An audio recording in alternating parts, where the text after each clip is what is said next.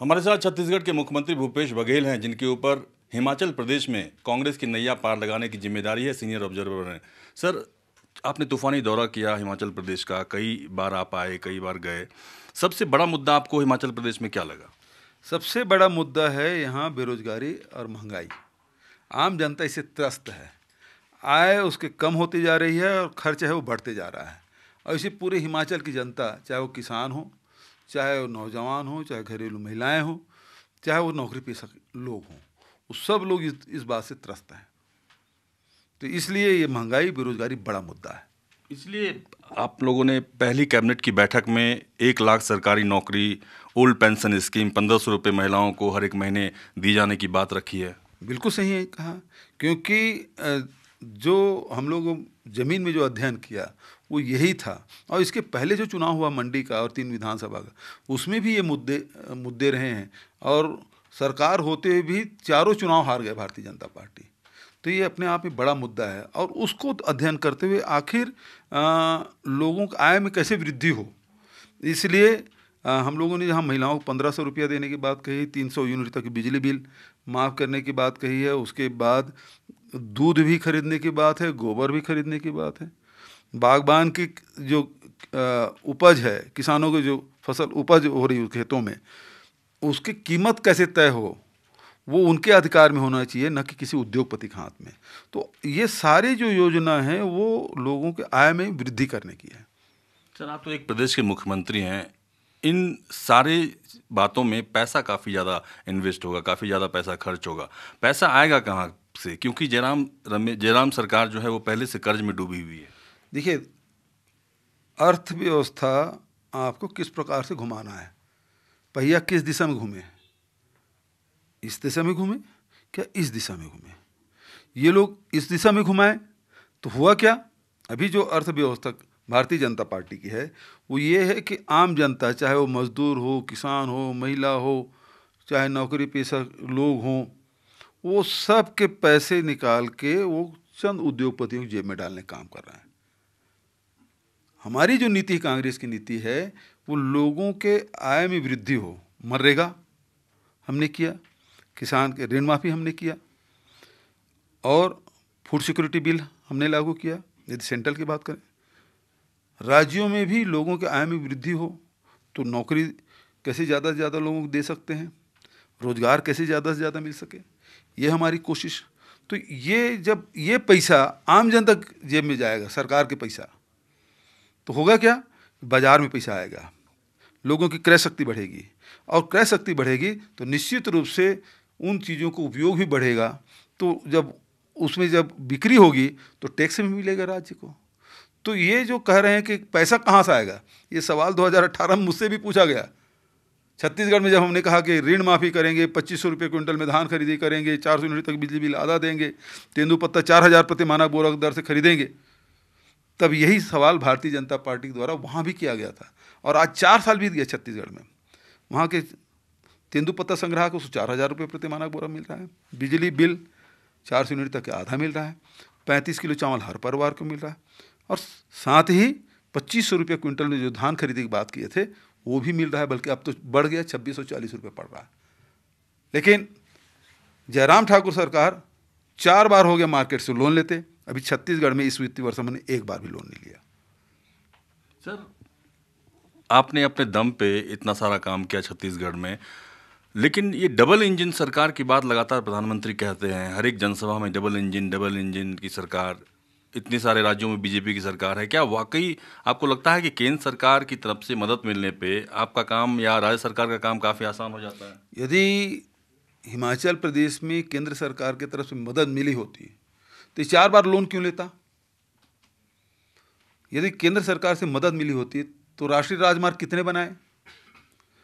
केंद्र सरकार से यदि लोन मिला, मतलब सहयोग मिला होता, तो एक एयरपोर्ट क्यों नहीं बन पाया? न सड़क बनी, न ही एयरपोर्ट बना, न लोगों को रोजगार के कोई अवसर प्रदान हुए, न नौकरियों में भर्ती हुए, न केंद्र सरकार से विशेष कोई सहायता नहीं मिली। नहीं तो 63,000 पद क्यों रिक्त हैं? यदि केंद्र सरकार से मदद मिलती तो पद क्यों नहीं भरे होते? तो ये डबल इंजन नहीं है, ट्रबल इंजन है। उनके सामने कोई बात ही नहीं कर पाते, खड़े नहीं हो पाते, बात करने की बात तो दूर है। 5 साल सरकार के बाद, सरकार के पूरा होने के बाद एंटी इनकम्बेंसी हर एक राज्य में होती है, लेकिन जेपी नड्डा कह रहे हैं कि एंटी इनकम्बेंसी यहाँ पे नहीं है, प्रो इनकम्बेंसी है। क्या आपको लगता है कि हिमाचल प्रदेश में प्रो इनकम्बेंसी है?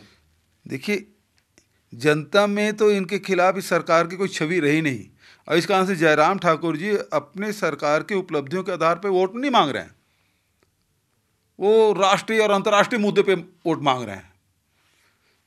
जयराम ठाकुर अब बता दें अपनी उपलब्धि के बारे में, एक बार मैंने ये काम किया, मुझे वोट दो, एक बार भी नहीं कहा। अब तो 48 घंटे भी नहीं बचे मतदान के। और एंटी इनकम्बेंसी की बात बोले, वो तो भारतीय जनता पार्टी में नड्डा साहब को संगठन संभालने की जिम्मेदारी है, और 21 लोग बागी हो गए। एक बागी को तो प्रधानमंत्री जी खुद फोन करके बात की है, परमार जी को, और उन्होंने उनकी बात सुनी भी नहीं। तो जो अंतर विरोध है भारतीय जनता पार्टी को, खुल के सामने आ गया। जब भारतीय जनता पार्टी के अंदर में जब इतना अंतर कला है जो ऊपर में आ गया है, तो जनता में कितनी नाराजगी होगी इसको समझा जा सकता है। ये 21 बागियों वाली बात जब जेपी नड्डा से पूछी गई तो उन्होंने कहा कि सरकार वापस आ रही है बीजेपी की, इसीलिए लोग ज़्यादा से ज़्यादा तादाद में चुनाव लड़ना चाहते हैं बीजेपी के टिकट पे। दूसरी बात यह है कि जब जनता नाराज होती है ना, तो जनप्रतिनिधि भी का स्वर बदलते हैं, और वो स्वर बदला और 21 लोग बागी हो खड़े हो गए। जबकि वो अपने पार्टी को कार्डर बेस्ड पार्टी बोलते हैं, अपनी पार्टी को अनुशासित पार्टी बोलते हैं, और राष्ट्रीय अध्यक्ष यहाँ हैं। उसके बावजूद भी, और राष्ट्रीय अध्यक्ष खुले आम शिकायत की, 15 साल मुझे दबाया, तंग किया है। परमार जी का आप वीडियो देखे होंगे, उन्होंने कहा कि मुझे 15 साल तक दबाया, इन्होंने परेशान किया है। तो यहाँ जयराम ठाकुर सरकार के नाकामी था ही, जेपी नड्डा साहब के जो निरंकुशता है और उसके जो तानाशाही है, उससे भी लोग त्रस्त हैं। हिमाचल प्रदेश के कद्दावर नेता थे वीरभद्र सिंह, जिन्हें लंबा समय उन्होंने यहाँ पे दिया, उनकी लोगों में लोकप्रियता भी काफ़ी ज़्यादा थी। उनके बिना ये पहला चुनाव है। आपको लगता है कि इस बार वीरभद्र सिंह की कमी आप लोगों को खल रही है? देखिए, वीरभद्र जी निश्चित रूप से बहुत ही ऊंचे कद के नेता थे। 6 बार वो मुख्यमंत्री रहे, केंद्रीय मंत्री रहे, और यहाँ के विकास में उसको बड़ा योगदान रहा। विकास पुरुष के नाम से उसको याद करते हैं। लेकिन एक बात है कि मैं आसाम में भी था, वहाँ गोगोई साहब मुख्यमंत्री रहे 3 बार, उसके भी चुनाव पहले अवसान हुआ था। वहाँ सेकंड लाइन नहीं था, और उस कारण से हम संभाल नहीं पाए। यहाँ हमारे जो सेकंड लाइन है बहुत मजबूत है, और इस कारण से वो जो कमी है उसको हम लोग भर लेंगे। मतलब यही सवाल मैं आपसे पूछना चाहता था, क्योंकि असम में आपसे मुलाकात हुई थी, आप वहाँ पे भी आपने पूरी जिम्मेदारी संभाली हुई थी। तो असम और हिमाचल प्रदेश में सेकंड लाइन का काफ़ी ज़्यादा असर है। बहुत फ़र्क है। वहाँ जो सेकंड लाइन नहीं खड़ा हो पाया हमारा, वो हमारे लिए बड़ा नुकसानदायक रहा, और यहाँ हमारे पास सेकंड लाइन है और मजबूत है। लेकिन आपने सेकंड लाइन होने के बाद भी किसी को मुख्यमंत्री पद पे घोषित नहीं किया उम्मीदवार। आपके पास तो बहुत सारे उम्मीदवार हैं। हमारे पास मुख्यमंत्री बनने लायक बहुत सारे चेहरे हैं, लेकिन कांग्रेस की जो नीति है उसमें, जब राज्य में जब विपक्ष में होते हैं तो वहाँ हम किसी चेहरे पे चुनाव नहीं लड़ते, सामूहिक नेतृत्व में चुनाव लड़ते हैं। और ये रणनीति उन राज्यों में रहा है जहाँ हम विपक्ष में रहे हैं। लेकिन जहाँ हमारी सरकार है तो वहाँ हाईकमान तय कर देती है कि इसके चेहरे में लड़ा जाएगा। तो अभी जो रणनीति है और हमारी नीति परंपरा जो चली आई है, उसके हिसाब से हम लोग काम कर रहे हैं। हिमाचल प्रदेश में रिवाज है कि 5 साल के बाद बीजेपी अगर है सत्ता में तो कांग्रेस आती है, कांग्रेस अगर सत्ता में है तो बीजेपी आती है। क्या इस बार राज भी बदलेगा और रिवाज भी बदलेगा? निश्चित रूप से ये परंपरा कायम रहेगी, और परंपरा कायम के कारण एक महत्वपूर्ण है कि आर्थिक नीति है उसमें असफल रही भारतीय जनता पार्टी, और हम लोग जो अर्थव्यवस्था किस प्रकार से संचालित होगी ये रूपरेखा जनता के सामने रखे हैं, तो उसका निश्चित रूप से लाभ हमको मिल रहा है। एक दो आखिरी सवाल की, यूनिफॉर्म सिविल कोड की बात लगातार बीजेपी करती है, और जहाँ भी चुनाव होते हैं तो वहाँ पे वो कहती है कि हम कॉमन सिविल कोड लागू करेंगे, यूनिफॉर्म सिविल कोड लागू करेंगे। इसका कितना असर हिमाचल प्रदेश में देखने को मिलेगा, क्योंकि उन्होंने अपने घोषणा पत्र में इसको रखा है? हुआ इसमें तो कहीं कोई चर्चा में दिखाई देता। क्यों? कि उत्तराखंड बगल के राज्य है, वहाँ उन्होंने कहा था कॉमन सिविल कोड के बारे में, लेकिन साल भर हो गया उनकी सरकार बने, लागू नहीं हुआ। 27 साल से गुजरात में उसकी सरकार है, लागू नहीं किया। तो जिन जिन राज्यों में भारतीय जनता पार्टी सरकार वहाँ लागू नहीं किए, तो यहाँ किस प्रकार से बात कर रहे हैं? और इसको केंद्र को लागू करना है, उसको रोक कौन रहा है? तो आप केवल जनता को गुमराह करना चाहते हैं, और जनता एक बार गुमराह हो सकती, बार बार नहीं हो सकती। हिमाचल प्रदेश में कहा जाता है कि नरेंद्र मोदी काफ़ी लोकप्रिय हैं और वो हिमाचल प्रदेश को अपना दूसरा घर भी बताते हैं। अग्निवीर स्कीम का कितना असर है यहाँ पे, कितनी नाराज़गी है लोगों में? देखिए, प्रधानमंत्री जी तो प्रदेश के नेता हैं और हम सब के प्रधानमंत्री हैं, और पूरा देश उनका है और देश के प्रधानमंत्री हैं। लेकिन यदि आप ये कहें कि मेरा दूसरा घर है, तो दूसरे प्रदेश के साथ उपेक्षा नहीं कर रहे हैं आप। तो आप केवल वोट लेने के लिए इस प्रकार की बात करें तो अच्छी बात नहीं है। कम से कम प्रधानमंत्री इस तरह के लोगों के साथ इस प्रकार से बात नहीं होनी चाहिए। और अग्निवीर तो सीधी सीधी बात ये है कि सेना का अपमान है। नौजवान जो दिन रात मेहनत करते हैं और 4 साल में भूतपूर्व हो जाएंगे, ये कौन नौजवान इसको स्वीकार करेगा?